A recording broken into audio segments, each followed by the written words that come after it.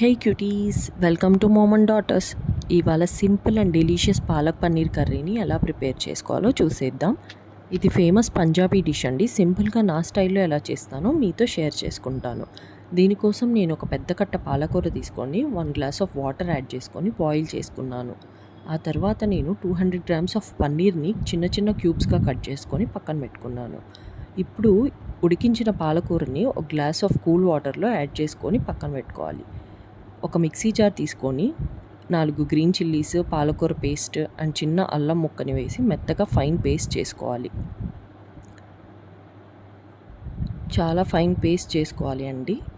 ఇప్పుడు ఒక కడాయి తీసుకొని 3 టేబుల్ స్పూన్స్ ఆయిల్ యాడ్ చేసుకొని 1 టేబుల్ స్పూన్ జీలకర్ర, 2 ఎండుమిర్చి, హాఫ్ కప్ ఆఫ్ ఆనియన్స్ని యాడ్ చేసుకోండి. ఆనియన్స్ గోల్డెన్ బ్రౌన్ వచ్చే వరకు బాగా కలుపుకోవాలి.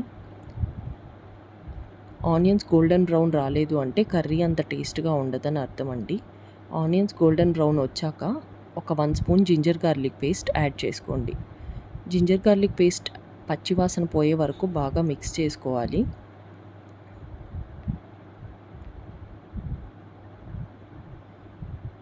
ఇప్పుడు మనం ఉడికించిన పాలకూర పేస్ట్ మొత్తాన్ని దీనిలోకి యాడ్ చేసుకోండి. మొత్తం అంతా ఒకసారి బాగా కలుపుకొని పాలకూర నుండి బబుల్స్ స్టార్ట్ అయ్యే వరకు మొత్తం మిక్స్ చేసుకోవాలి. దాని తర్వాత హాఫ్ స్పూన్ ధనియాల పొడి, హాఫ్ స్పూన్ జీలకర్ర పొడి, 1 టేబుల్ స్పూన్ కారం యాడ్ చేసుకోవాలి.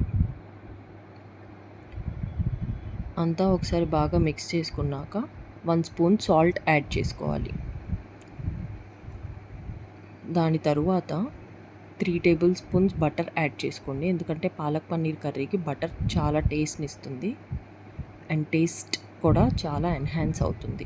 ఇప్పుడు క్రష్ చేసుకున్న కసూరి మేతిని యాడ్ చేసుకోవాలి. ఇది మస్ట్ అండ్ షుడ్ అండి.